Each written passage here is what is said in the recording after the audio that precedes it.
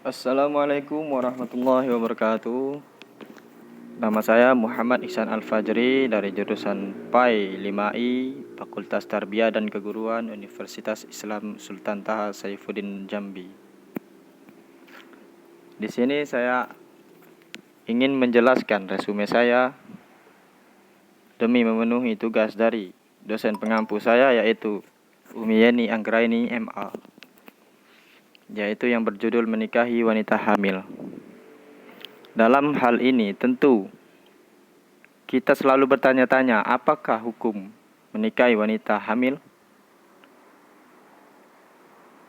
Banyak orang-orang yang belum mengetahui bahwa apa hukum menikahi wanita hamil, baik wanita hamil yang ditinggal oleh suami ataupun hasil dari perbuatan zina. Baiklah, langsung saja. Ada dua hal yang menyebabkan seorang lelaki menikahi seseorang perempuan yang hamil. Yang pertama, wanita hamil akibat ditinggal cerai suami atau ditinggal meninggal oleh suami sah. Yang kedua yaitu wanita hamil akibat perbuatan zina. Yang pertama, wanita hamil yang ditinggal cerai atau mati oleh suami. Wanita yang hamil karena ditinggal mati suami atau dicerai suami dalam keadaan hamil, maka hal ini tentu haram baginya untuk dinikahi lelaki lain hingga masa iddahnya berakhir. Majelis Tarjih Muhammadiyah menyebut bahwa masa iddah bagi wanita hamil yang ditinggal mati suaminya atau cerai adalah hingga melahirkan. Kaidah ini didasarkan pada Al-Quran, surat At-Talaq ayat 4. Dan perempuan-perempuan yang hamil, waktu iddah mereka ialah sampai mereka melahirkan kandungannya. Kasus yang kedua yaitu hamil hasil dari perbuatan zina. Wanita yang tidak bersuami hamil akibat perbuatan zina, ulama berbeda pendapat antara bolehnya menikahi wanita dalam keadaan hamil di luar nikah atau menunggu hingga ia melahirkan. Majelis Tarjih Muhammadiyah dalam maklumat yang sama menyatakan, seorang lelaki boleh menikahi wanita yang hamil akibat perbuatan zina jika laki-laki tersebut adalah orang yang menghamilinya. Dasar ini adalah dari hadis Rasulullah SAW yang berbunyi, tidak halal bagi seorang yang beriman kepada Allah dan hari akhirat menyiramkan airnya ke ladang orang lain. Hadis riwayat Abu Daud. Hadis ini menerangkan seorang wanita boleh melakukan akad nikah dengan lelaki yang menyebabkan kehamilannya, karena wanita ini ibaratnya telah menjadi kebun yang ditanami bibit laki-laki itu. Namun yang perlu digarisbawahi adalah keterangan ini bukan berarti zina dilegalkan ataupun diperbolehkan. Tentu hal ini sangat dilaknat oleh Allah dan Rasulullah.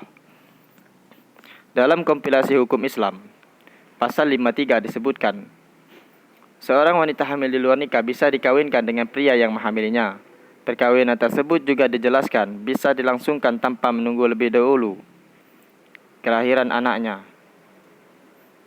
Nah, inilah yang sering dipertanyakan oleh masyarakat pada umumnya. Dan hal ini diperbolehkan menurut ulama dalam kompilasi hukum Islam pasal 53 tersebut.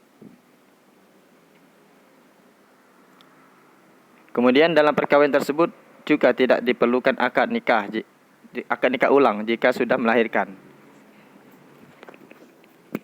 Dasar hukumnya dipakai adalah kitab Al-Bajuri yang menyebut seorang lelaki menikahi perempuan yang hamil karena zina sah hukumnya sebelum melahirkannya. Beberapa ulama mensyaratkan tobat sebagai syarat wajib yang dipenuhi. Maka sebelum dan sesudah melakukan akad nikah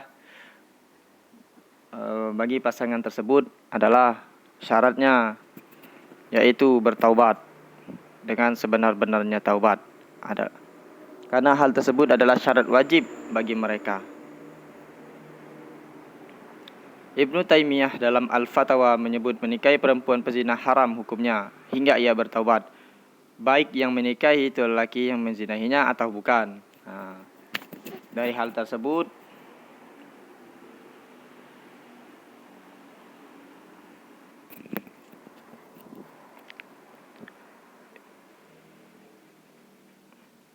beberapa ulama mensyaratkan tobat sebagai syarat wajib yang dipenuhi, baik lelaki itu yang menzinahinya atau bukan. Ulama juga terbelah dalam syarat tobat ini. Ulama dari kalangan mazhab Hambali, Abu Qatadah, termasuk Ibnu Taimiyah mensyaratkan wajibnya taubat. Sementara ulama mazhab Maliki, Syafi'i, dan Hanafi tidak mewajibkan taubat. Selain itu, juga ada perbedaan terkait bolehnya menikahi wanita hamil di luar nikah tanpa menunggu masa iddah. Imam Syafi'i dan Hanafi membolehkan akad nikah sebelum wanita itu melahirkan. Namun keduanya berbeda pendapat tentang diperbolehkannya dipergauli setelah akad. Imam Syafi'i membolehkan wanita tersebut dipergauli setelah akad, baik laki-laki yang menikahinya adalah yang menghamilinya atau bukan. Sementara Imam Abu Hanifah hanya memperbolehkan wanita itu dipergauli jika yang menikahinya adalah yang menzinahinya. Jika bukan lelaki tersebut, boleh melangsungkan akad, namun menunggu wanita tersebut melahirkan untuk mempergaulinya. Kesimpulan, Majelis Tarjih Muhammadiyah menyebut bahawa masa iddah bagi wanita hamil yang ditinggal mati suaminya atau dicerai adalah hingga melahirkan, dan perempuan-perempuan yang hamil waktu iddah mereka ialah sampai mereka melahirkan kandungannya. Majelis Tarjih Muhammadiyah pada seminar tahun 1986 menyebut seorang lelaki yang menikahi wanita dalam keadaan hamil harus melalui akad setelah wanita tersebut melahirkan.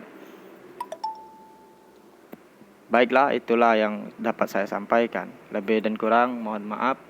Billahi taufiq wal hidayah. Wassalamualaikum warahmatullahi wabarakatuh.